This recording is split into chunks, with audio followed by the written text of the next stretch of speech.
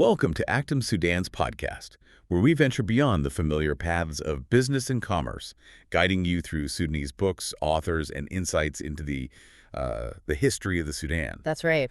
Today, we're delving into a really ambitious and, well, incredibly timely work. It's called Sudan's Marshall Plan, Rebuilding the World's Forgotten Powerhouse. A powerful title. It really is. And this isn't just, an academic exercise. It's a comprehensive blueprint, published in 2025 by Professor Dr. Camille Idris. And what makes this especially poignant, particularly right now, is that Dr. Idris was actually called to serve as Sudan's prime minister just this past May. Incredible timing. Exactly. So he's now directly at the helm, facing the very challenges his book lays out. His blueprint proposes nothing less than, the transformation of Sudan into a prosperous and stable nation, leveraging its immense resources and, importantly, its resilient people. It's quite striking, isn't it? To consider the context. Dr. Idris's book, published in 2025, lands right in the middle of, it directly confronts a Sudan already grappling with this ongoing brutal war. Yeah. It specifically details the actions, the grave atrocities of the Rapid Support Forces, the RSF, and their allied militias. So what we're looking at here, it's not just some theoretical post-conflict plan. No, not at all. It's a bold vision proposed amidst the very crisis it aims to overcome. A crisis that, frankly, has only intensified since the book was actually written. That's a really critical point. And it immediately raises this profound question, I think, for us, and definitely for you, the listener. How does such a grand, forward-looking plan hold up? How does it stand against the immediate, devastating realities on the ground? Realities the book itself describes so vividly, and which Dr. Idris now faces daily as prime minister. It's a huge question. The author himself, acknowledges this stark contrast. He positions it as a central, almost existential challenge. That's a crucial distinction to make right up front. So we're going to explore this plan, chapter by chapter. We'll see how it aims not just to rebuild, but to fundamentally reimagine Sudan. Right. And hopefully you'll gain a thorough understanding of its really bold proposals, everything from economic revival to social transformation. As we navigate its pages, we'll try to constantly weigh the sheer scale of the challenges the book acknowledges against the, audacious solutions it presents. Yeah, finding those connections. Exactly. Aiming for those aha moments about the incredibly intricate path forward.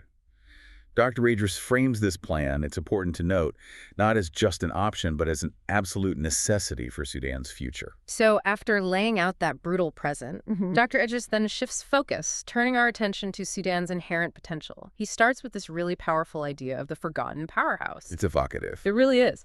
The book paints this vivid picture of immense natural wealth, almost like a sleeping giant, Yeah, you get that sense. It talks about over 200 million hectares of fertile land. That figure alone is genuinely staggering. 200 million. Wow. And it asserts this land could feed the world, which immediately suggests this agricultural potential that's almost unfathomable, hinting at a future where Sudan could play this critical role in global food security. It's hard to even picture that scale. And beyond that, the book meticulously details abundant mineral wealth.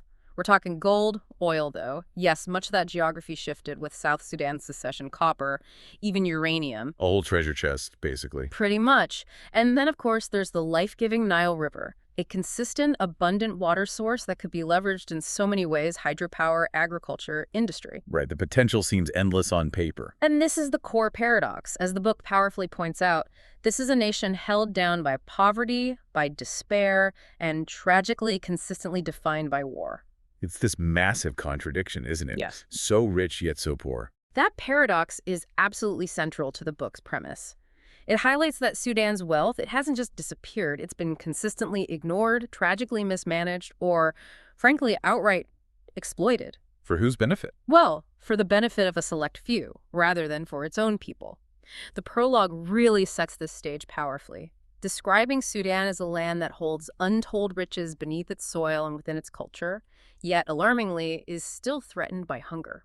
That contrast is just devastating. It is, and it's presented as this powerful call to action. It demands that we, as informed listeners and the international community, really reframe how we perceive Sudan. We have to look beyond just the headlines of conflict and suffering. See the potential underneath. Exactly. Recognize its profound intrinsic value and immense potential. This reframing, the shift in perception, is presented as an essential first step. Without it, any Marshall Plan, well, it struggles to even begin, let alone succeed. So if Sudan has all this potential, what does that actually mean for its place in the world, its position on the global stage? The book really hammers home Sudan's immense geopolitical significance, and this is a point that often gets completely lost, doesn't it, amidst the narrative of internal conflict. Totally overshadowed. It shares borders with 7 countries. You've got South Sudan, Egypt, Libya, Chad, the Central African Republic, Ethiopia, and Eritrea. 7. That's a lot of neighbors. It really is. And that alone makes it a central player, or potential player, in regional trade and diplomacy. It functions essentially as this crucial land bridge connecting diverse parts of Africa and the Middle East. It's a strategic crossroads, politically and economically. Right, location, location, location. Absolutely. And if you look at the bigger picture, Sudan's access to the Red Sea. Well, that's an absolute critical maritime link. It connects Africa, the Middle East, and global trade routes. It gives Sudan undeniable geopolitical value. Hugely important waterway. In a world so heavily reliant on global maritime trade, Sudan's ports could, without a doubt, become major economic hubs. Vital for regional commerce, vital for international shipping. So why haven't they? Well, the book argues that instead of strategically capitalizing on these inherent advantages, Sudan has historically been sidelined. Sidelined by persistent political instability and a severe lack of effective infrastructure. Just think of Port Sudan, operating at a fraction of its potential capacity. Yeah, missed opportunities. Huge ones. And this is precisely where Dr. Idris's Marshall Plan intends to intervene. The aim is to reposition Sudan, not just as a regional player, but as a significant global leader, leveraging its natural geography to its full economic benefit. Turning geography into advantage. Exactly. It's about turning that geographical reality into a tangible economic advantage. Okay, so Dr. Idris isn't just pointing out the problems, the potential. He's offering a structured, actionable strategy. The book introduces 4 core pillars, right? The foundation of this Marshall Plan for Sudan. That's right. What exactly are these pillars, and how do they lay the groundwork for his vision, especially keeping in mind, the ongoing conflict? Yeah, the comprehensiveness and, frankly, the ambition of the plan really shines through in these 4 pillars. They represent a holistic approach, tackling Sudan's challenges from multiple angles at once. Okay, what's the first one? First, there's economic transformation. This pillar aims to shift Sudan fundamentally. Move it from an aid-dependent economy, always sort of waiting for external help, Right. to becoming a self-sustaining industrial and agricultural leader. It's about moving beyond just exporting raw materials like unprocessed gold or cotton. Adding value locally. Precisely. Developing value-added industries, creating local jobs, building local prosperity. That's pillar 1. Makes sense. What's number 2? Second is governance and rule of law.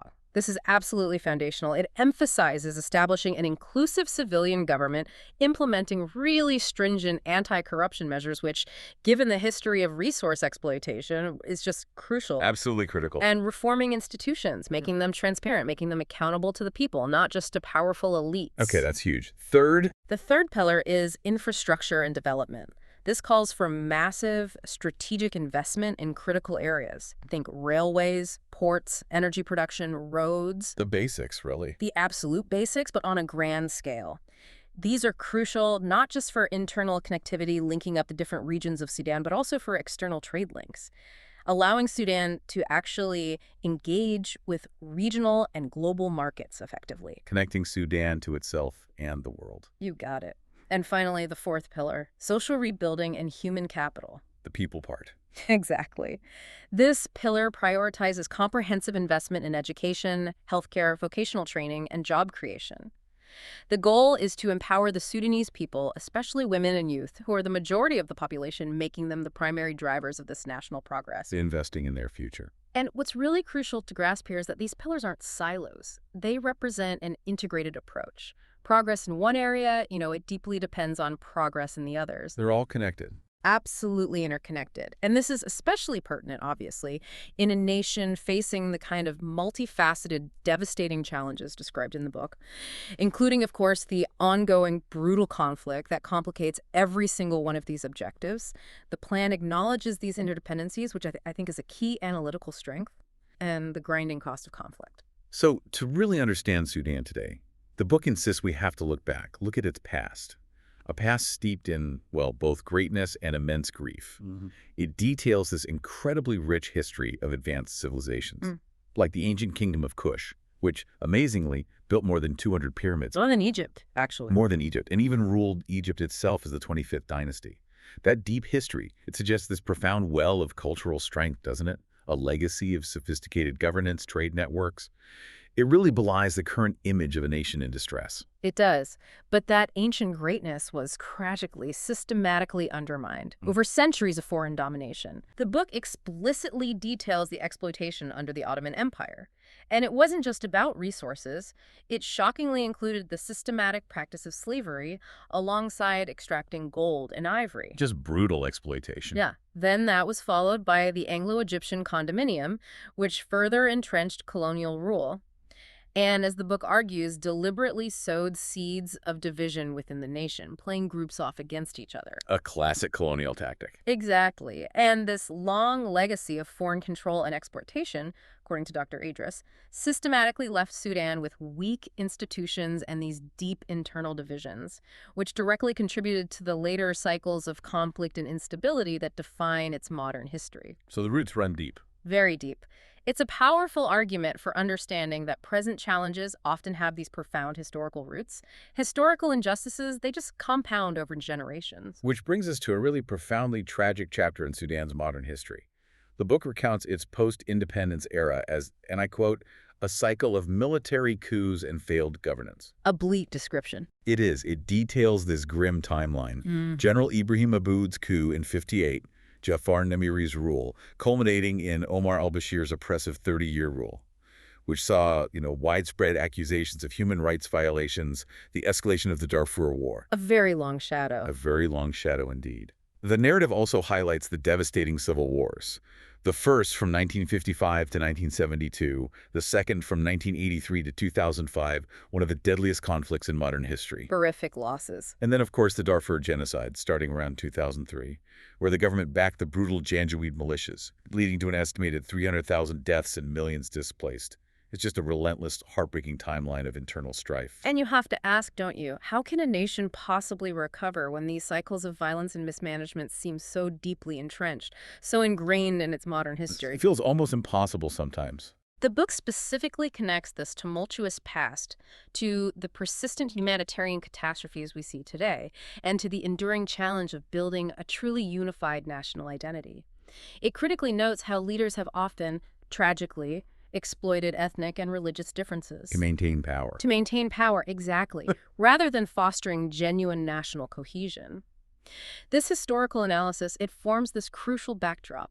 It underscores the immense difficulty but also the absolute necessity of the Marshall Plan's aims. It highlights that the plan isn't just about rebuilding buildings, it's about fundamentally breaking these deep historical patterns. Patterns of division, patterns of authoritarianism. And the book doesn't shy away from the present, does it? It brings us right up to today, in a very unflinching, direct way, detailing the ongoing war that started on April 15, 2023. Oh, it's very direct. It's stark in its description of the Rapid Support Forces, the RSF launching that surprise attack against the Sudanese armed forces, and committing what it calls grave atrocities, including, it says, mass killings, ethnic cleansing, sexual violence, and looting, particularly targeting civilians throughout the country. It doesn't pull any punches. No. It describes a truly horrific situation unfolding even as Dr. Idris was writing, and certainly now as he assumes leadership. And from a broader perspective, the book really emphasizes that reports from the UN, from other international organizations, they confirm these actions. Actions by the RSF and their allied militias. They constitute war crimes, crimes against humanity. These aren't just allegations. No, these are findings based on evidence. The book specifically mentions genocidal violence against the Masalit people, referring to a non-Arab ethnic group mainly in Darfur, highlighting the targeted ethnic nature of some of this violence. The consequences are laid bare. A looming famine threatening millions. A completely collapsed healthcare system. Widespread destruction across the country, including the capital, Khartoum. The book makes it crystal clear. This isn't just some historical backdrop. It's the immediate reality. It's the urgent, immediate, devastating problem that the Marshall Plan is trying to address. The plan is presented as an absolute necessity precisely because Sudan cannot afford to remain trapped in cycles of violence and mismanagement, especially when this extreme violence is happening right now, actively undermining any potential for a stable future. And the cost of these conflicts. Hmm. The book details how it goes far beyond the direct casualties. As horrific as those numbers are, we're talking millions displaced internally and externally. A crippling economy struggling with hyperinflation, that economic plague that just erodes savings, erodes trust. Destroys livelihoods. Completely. A non-existent foreign investment landscape, massive unemployment, particularly among the youth. It paints this picture of comprehensive societal breakdown. The very fabric of daily life has just unraveled in many places. And it's crucial to recognize the long-term systemic damage Dr. Idris points to. It's not just the immediate crisis. Right, the deeper scars. Exactly. The book highlights children out of school for years, a severely neglected healthcare system leading to alarmingly high maternal and infant mortality rates, and a social fabric literally torn apart by deep-seated divisions, by trauma. Trauma that lasts generations. Absolutely. It frames Sudan's instability not just as a national crisis, but as a global one. It fuels regional refugee crises. It creates profound vulnerability to exploitation by extremist groups who thrive in chaos. The stability spreads. It does. And the book argues that the true ultimate cost is what Sudan has failed to become. It paints this vivid, poignant picture of immense squandered potential, which connects directly back to that very idea of it being a forgotten powerhouse. That lost potential. It's a stark reminder that instability in one nation has these far-reaching consequences for international security, for regional stability, for basic human well-being everywhere. Okay, so with that current devastation firmly in mind, let's pivot. Let's look at the incredible potential that the book highlights. It's such a stark contrast to the grim reality we just discussed. It really is a pivot. It states Sudan possesses over 200 million hectares of fertile soil. Coupled with consistent access to the Nile, with these assets, it has the capability, as the book puts it, to become the breadbasket of Africa. A huge claim, but potentially true. And it wasn't always like this. It was once a major producer of essential commodities: cotton, wheat, gum arabic, sorghum, sesame. The Gezira scheme in the 70s was this huge, successful irrigation project, transforming vast areas into productive farmland. This shows it can be done. Exactly. It sounds like an agricultural dream, a natural inheritance just waiting. So the obvious question arises, doesn't it? Why isn't this happening now, despite such immense potential? Right. What went wrong? The book meticulously identifies the key failures that led to this dramatic decline. It points to chronic mismanagement over decades, a severe lack of modernization in farming techniques, still using very basic methods in many areas. Stuck in the past. Poor irrigation systems, despite the Nile's presence. Pervasive government neglect and corruption that siphoned off resources meant for agriculture. Resources disappearing. And, most critically, the devastating impact of war. War displaces farmers, it disrupts production cycles, it destroys agricultural infrastructure like canals and storage, rendering fields unusable. Conflict poisons everything. It really does. And on top of that, you have climate change playing a significant role, increasing desertification, erratic rainfall patterns, making traditional farming much more unreliable. A perfect storm of problems. Pretty much. So the Marshall Plan, therefore, calls for massive investment to reverse this, expanding and modernizing irrigation systems, introducing mechanization, implementing land reform. This is crucial specifically to empower small farmers, giving them a secure land tenure, access to credit. Supporting the actual growers. Yes. The goal isn't just to revive, but to fundamentally reverse this decline. Reclaim Sudan's rightful place as a leading food producer, not just for itself, but for the entire continent. Okay, agriculture's huge. What about other resources? Minerals. Right. Beyond agriculture, the book reveals Sudan as arguably the most mineral-rich in Africa. That's a bold statement. It is, but it backs it up. We're talking significant deposits of gold, oil again, acknowledging the South Sudan, split copper, uranium, rare minerals, marble, manganese, zinc. The list goes on. So much wealth underground. Immense wealth. It's estimated that 93 tons of gold are extracted annually. 93 tons, making Sudan the third largest producer in Africa. Wow, that should make it rich. It should. Yet, shockingly, the book states around 80% of this gold is smuggled out of the country, bypassing the formal economy entirely. 80%. That's unbelievable. It's a staggering amount of lost revenue, billions just slipping through the nation's fingers year after year. So where does it go and why? Well, this brings us back to that critical point about governance. The book highlights corruption and a severe lack of transparency as the primary culprits behind this squandering of national wealth. It always comes back to governance. It often does. This immense mineral wealth, which should be funding development, schools, hospitals, it is, as the book states, exploited for the benefit of a select few, rather than contributing to public prosperity. Benefiting elites and fueling conflict, probably. Very likely. So the blueprint for responsible resource development involves, first, establishing transparent governance systems, formalizing artisanal mining operations, which is where a lot of the smuggling happens, bringing them into the regulated economy, taxing them fairly, Making it official. and investing in local processing, value-added industries. Imagine refining gold within Sudan itself, creating jobs, generating much greater revenue than just exporting raw ore. Keeping the value in the country. Exactly, and crucially, attracting ethical foreign investment that benefits the nation as a whole, not just elites. Through fair royalty agreements, technology transfer, ensuring this buried treasure actually becomes a path to economic independence, not just further exploitation. Makes sense. What about water and energy? You mentioned the Nile. Right. Water and energy are, of course, absolutely critical foundations for any development. The Nile offers huge potential for hydroelectric power projects like the Meroe Dam already exist, but there's potential for much more, and vast potential for expanded irrigation. But again, the reality. The reality is mismanagement leads to chronic shortages. Power blackouts are common, crippling daily life and business, even with this powerful resource flowing through the country. Such a waste of potential. And then what about the people themselves? The book emphatically calls Sudan's resilient population its most valuable asset. A human capital. Yes, noting that over 60% of the population is under 30. That's a huge demographic dividend. A powerful, youthful energy just waiting to be unleashed, if given the chance. That's a massive resource. It is, but it's crucial to consider how to effectively leverage that dividend, especially after decades of neglect and conflict have left so many young people disenfranchised, unemployed, lacking opportunities. How do you unlock that? The plan places immense emphasis on comprehensive investment, education reform, getting kids back in school, improving quality, robust vocational training programs linked directly to the job market, job creation initiatives, fostering entrepreneurship. Giving them skills and opportunities. Exactly. Empowering this young, dynamic workforce. The book even proposes developing culture industries, leveraging Sudan's incredibly rich and diverse heritage, its folklore, history, music, art, as a significant financial catalyst. Interesting idea. Culture as an economic engine. Why not? Imagine Sudan exporting its rich narratives, its ancient wisdom, not just raw materials. It directly ties back to the fundamental idea.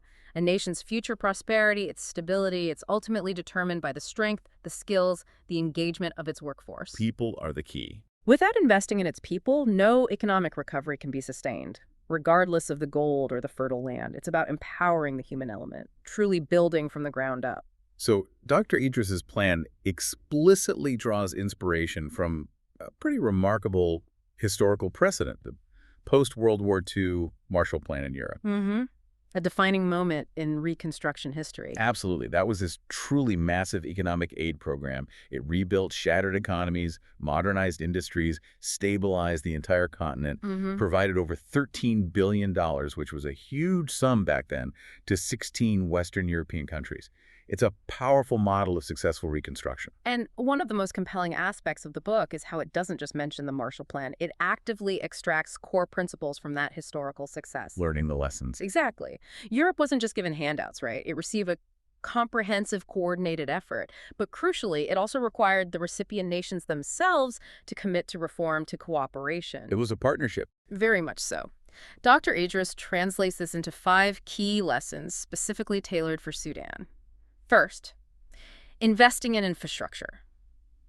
Recognizing it as the absolute backbone of any modern economy. Can't do much without roads and power. Precisely. Second, achieving economic stabilization. taming inflation, attracting investment, getting the fundamentals right. Stability first. Third, strengthening institutions, ensuring transparent, accountable governance, rule of law. The governance piece again. Always crucial. Fourth, fostering regional cooperation, breaking down barriers, building partnerships with neighbors, not isolation. Looking outwards. And fifth, profoundly, investing in human capital, empowering its people through education, health, skills. People at the center. The book emphatically states that Sudan needs, and I quote, a comprehensive national recovery plan of action, not just temporary relief or short-term aid projects. The long-term vision. It's a crucial distinction. It emphasizes a structured, long-term, and importantly, internally driven approach to recovery, learning from the past to build a sustainable future. Okay, let's dig into those lessons a bit. Lesson 1, infrastructure. You said it's the backbone.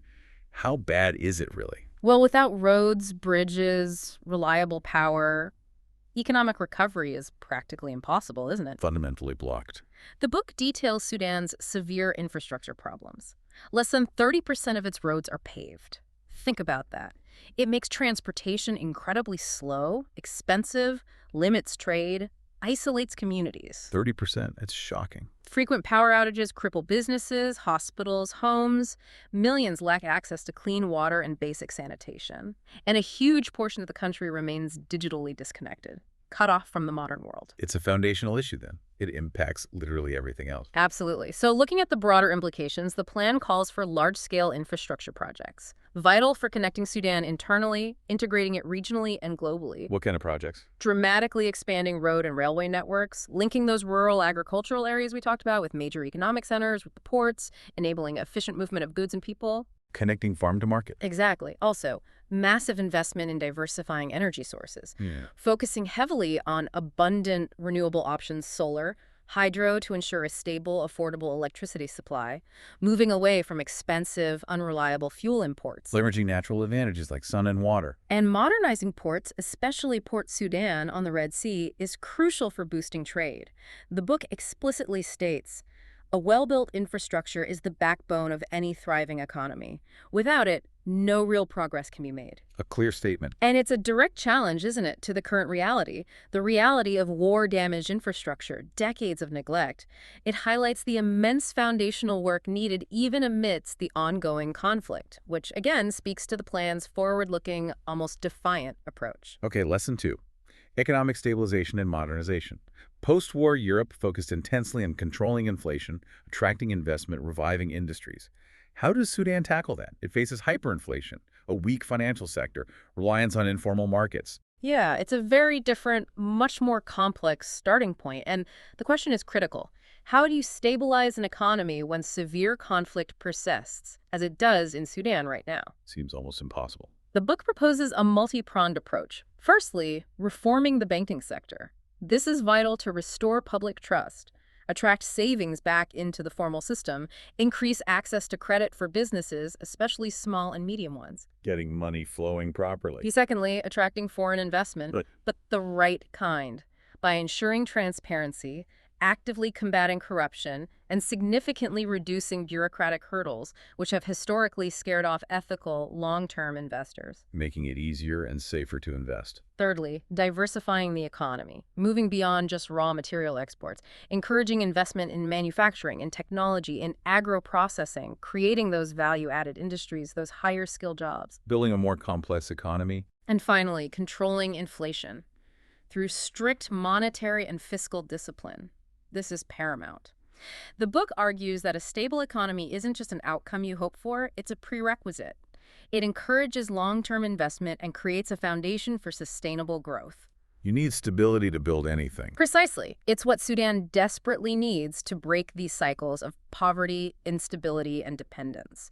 It's a holistic economic vision aiming for fundamental change. Lesson 3.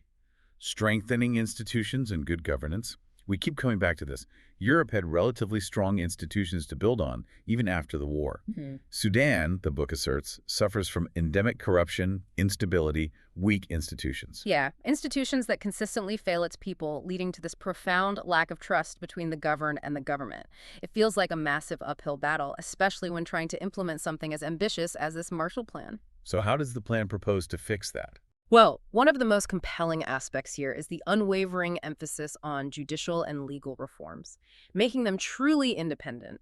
That's foundational for upholding the rule of law, for fighting corruption effectively. An independent judiciary is key. Absolutely. It also pushes for decentralizing governance, empowering local communities, moving away from that historical concentration of power in Khartoum, which has often been a source of grievance, inequality, and ultimately conflict, Giving regions more autonomy. and strengthening anti-corruption mechanisms. We're talking independent audits, digital financial management systems to track money, robust oversight bodies, preventing the misuse of public funds, including any aid or investment that comes in. Plugging the leaks. The core message is unequivocal, really. No amount of foreign aid or investment will succeed if governance remains weak. It directly addresses those historical issues of political manipulation, elite capture, and the current chaos where the rule of law has been so severely eroded. So political will is paramount. It highlights that political will for genuine reform is just as critical, maybe even more critical than the financial investment itself. Lesson 4. Regional cooperation and trade. Europe's Marshall Plan deliberately fostered cooperation, leading eventually to things like the EU. How does Sudan embrace partnerships? Right, moving away from isolation towards integration.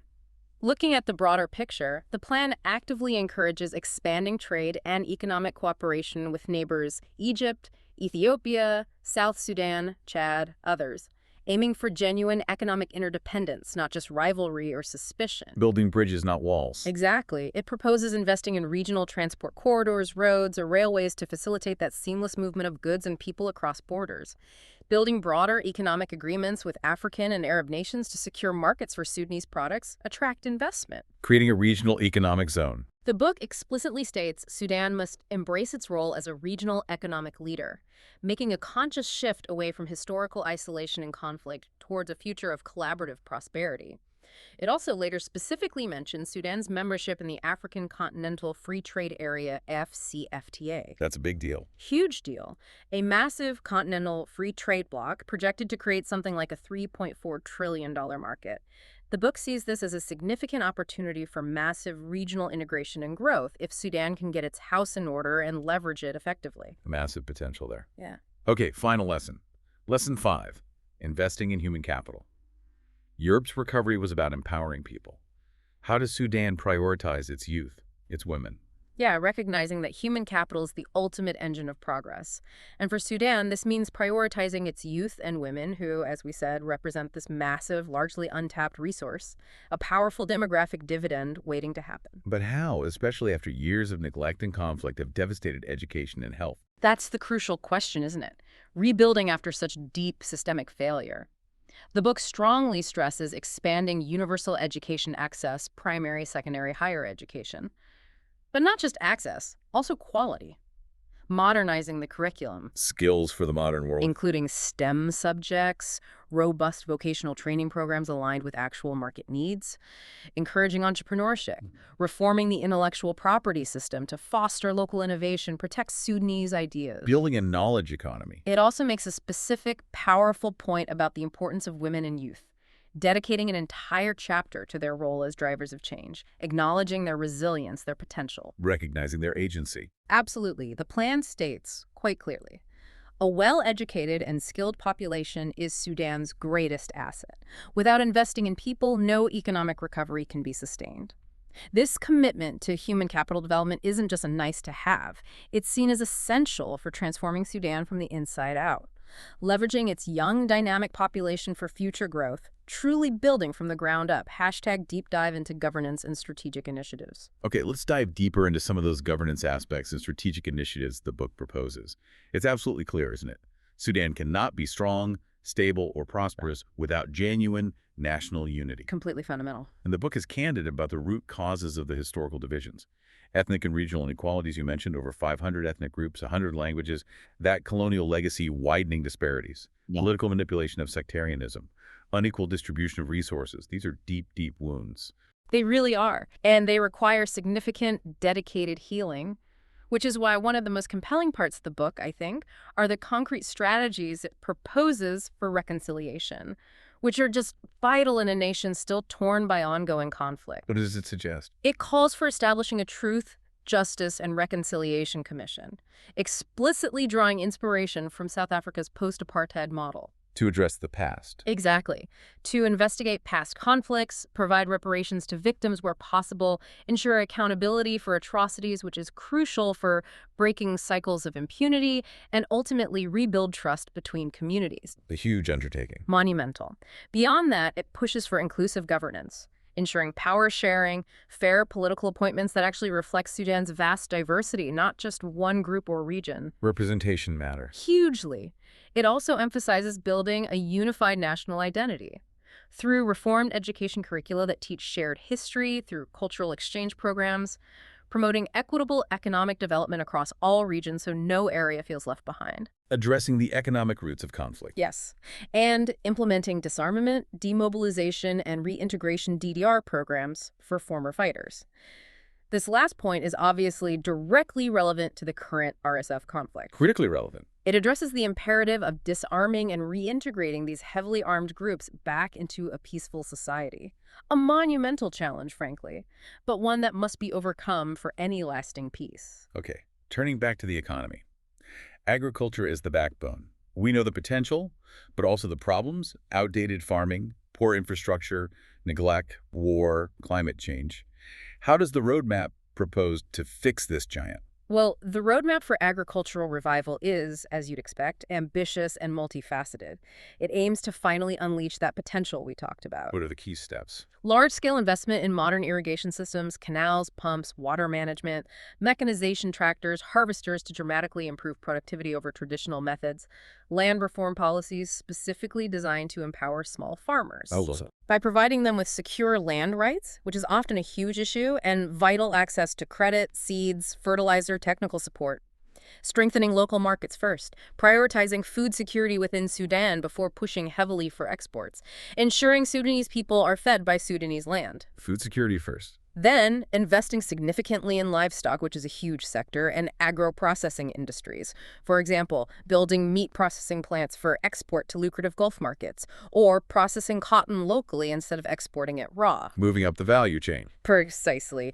Moving beyond raw exports to create value-added products, create jobs right there in Sudan, and attracting transparent international partnerships investment that benefits local communities, transfers technology, builds local capacity. The goal is a complete overhaul, making Sudan not just self-sufficient in food, but a major agricultural exporter, turning its land into a true engine of economic independence. And the mineral wealth. Billions in gold, oil, copper, uranium. But so much is smuggled out or squandered. How do you ensure that wealth benefits all? Yeah, that's the perennial question, isn't it? How do you turn resource wealth from a curse into a blessing? The blueprint calls for, number one, transparent governance in the mining sector. Absolutely crucial for accountability. Public contracts, audits. Shining a light on it. Exactly. It proposes formalizing artisanal mining operations. Remember that 80% of gold estimated to be smuggled out. Much of that is from small-scale, informal mines.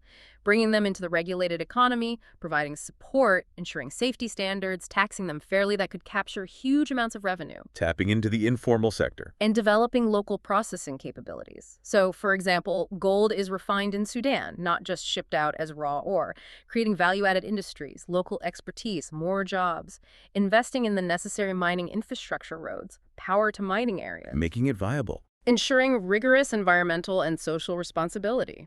Mining can be destructive, it needs strict oversight, and attracting ethical foreign investment, but on Sudan's terms. Negotiating fair royalty agreements, securing technology transfer, prioritizing local hiring and skills development, all designed to make mineral wealth a driver of national development, finally, rather than a source of exploitation and conflict. Infrastructure for tomorrow. You painted a bleak picture earlier. Paved roads, railways, ports, power, water, internet. How does the plan propose to rebuild all that? Yeah. Especially with ongoing destruction. Yeah, the scale is immense. And the book proposes this integrated, holistic approach. It's not just fixing one thing, it's about a foundational transformation across the board. So what are the priorities? Revitalizing roads, railways, and ports. Specific focus on upgrading Port Sudan to handle more Red Sea trade, recognizing its huge strategic importance. Expanding energy, it's critical. Hydropower, solar, wind, modernizing oil refining to achieve energy security, reduce reliance on costly imports. The diversifying energy sources. Ensuring water security and sanitation. through investment in irrigation, but also water treatment facilities, pipe networks, essential for public health, essential for agriculture, and investing in digital connectivity, high-speed fiber optic cables, digital literacy programs, supporting tech startups, vital for a modern economy. Connecting everyone. The book stresses the need for diverse financing options, public-private partnerships, PPPs, foreign direct investment, FDI, development loans from institutions like the World Bank or African Development Bank, acknowledging that the government can't possibly fund all this alone, especially not now. This massive infrastructure development is presented as an absolute prerequisite for any real economic revival.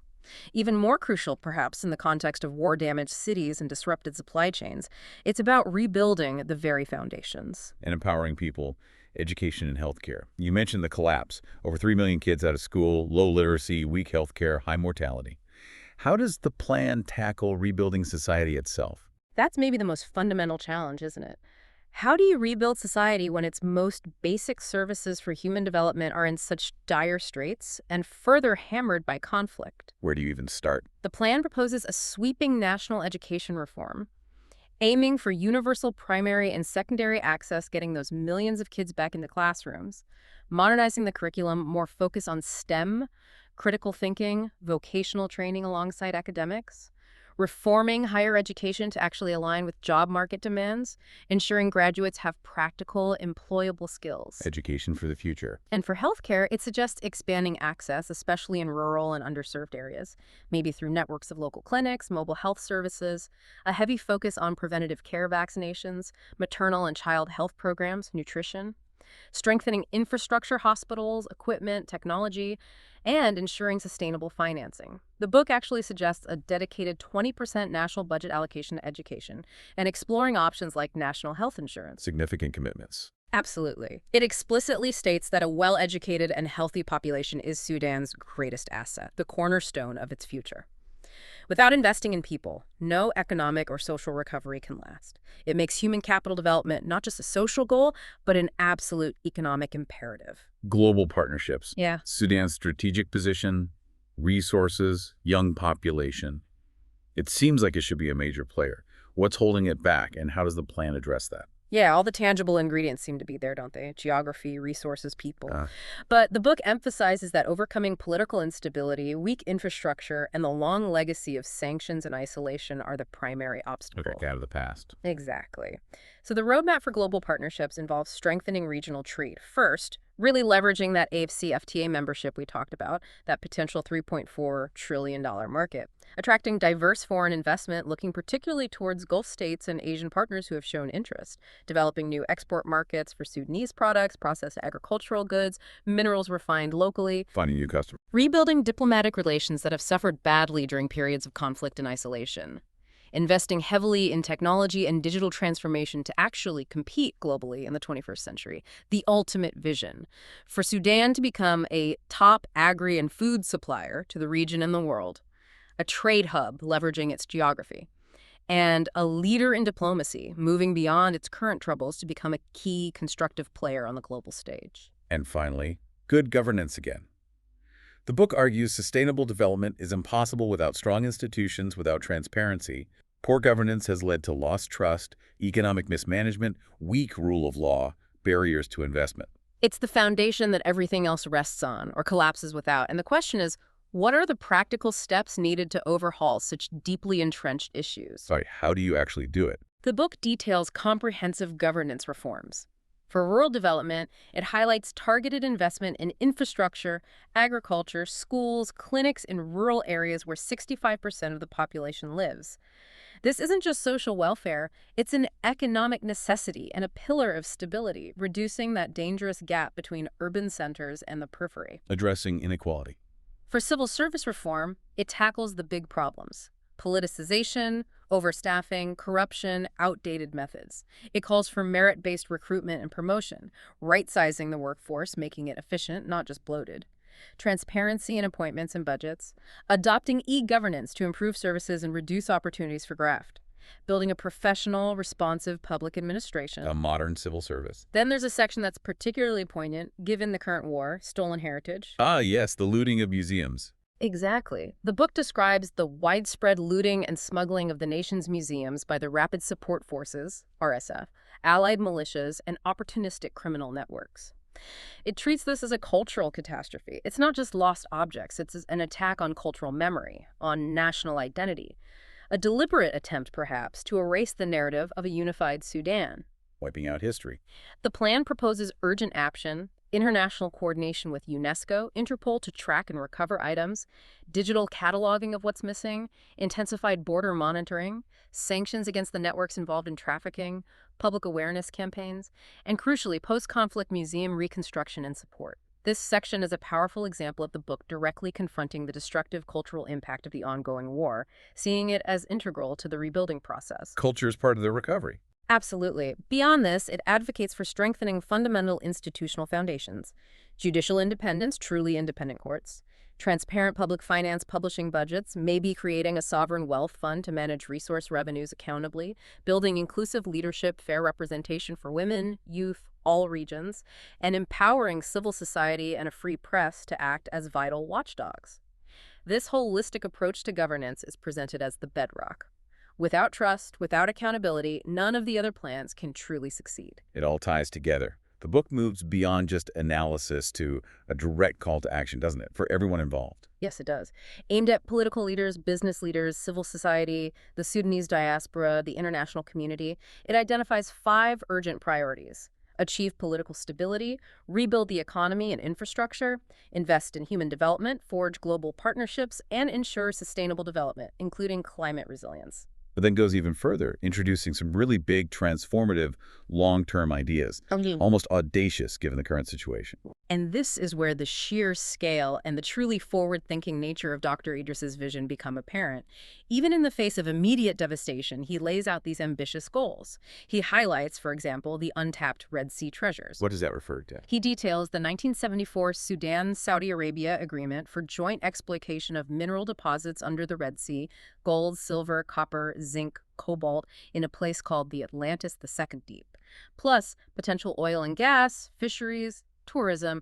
This could generate billions, significantly diversify Sudan's economy away from just land-based resources. Wow, underwater wealth.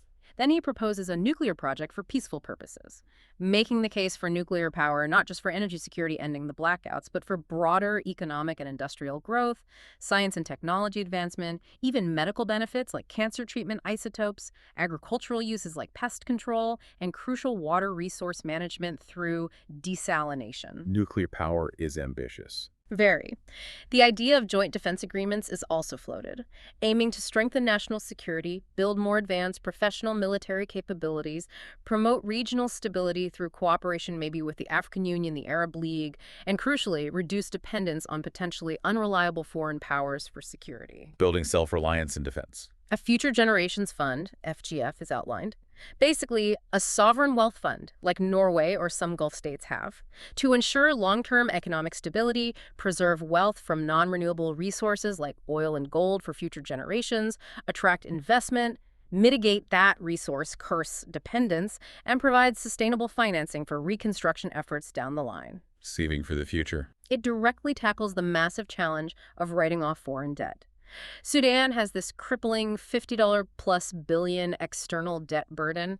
The book discusses mechanisms for relief, like the HIPC initiative, that's the heavily indebted poor countries framework from the IMF and World Bank, and bilateral negotiations with creditors.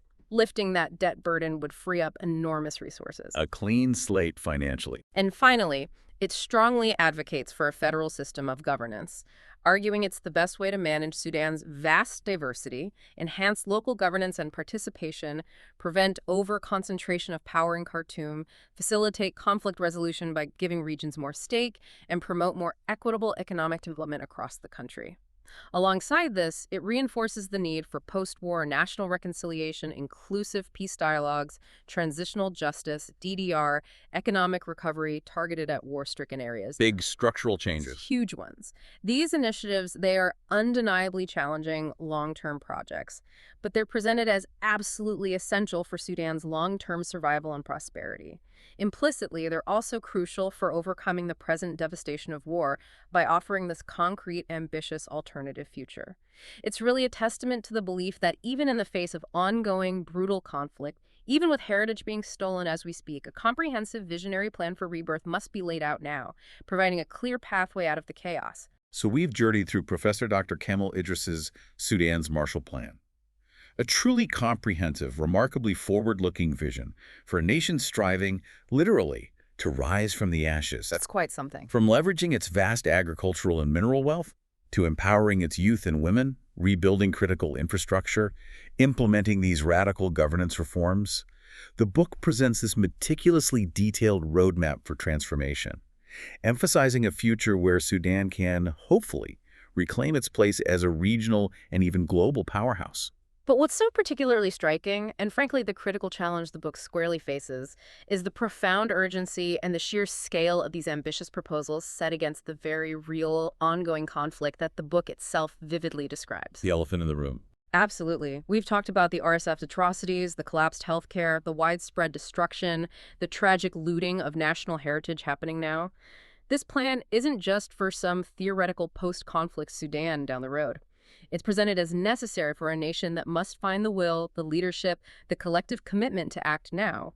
Even as the war continues to rage, even as immediate humanitarian needs are screaming for attention. It's a plan for amidst the storm, not just after it. Exactly. And that question of how to transition, how to bridge the gap from the immediate crisis of conflict to the long-term ambitious implementation of this plan, that remains the pivotal overarching challenge. It's a question that really permeates every page, implicitly or explicitly. So, as you, our listener, reflect on Sudan's immense, almost tragic, untapped potential and the audacious blueprint laid out in Sudan's Marshall Plan, consider this. If a nation, even one as deeply scarred and currently embattled as Sudan, possesses all the tangible ingredients for success, the resources, the human capital, the detailed strategies for rebuilding what is the single most critical, yet perhaps most elusive element required to truly seize this final chance for rebirth and transform that vision into reality. What will it actually take to bridge that chasm between the urgent, devastating present and the ambitious future laid out in these pages?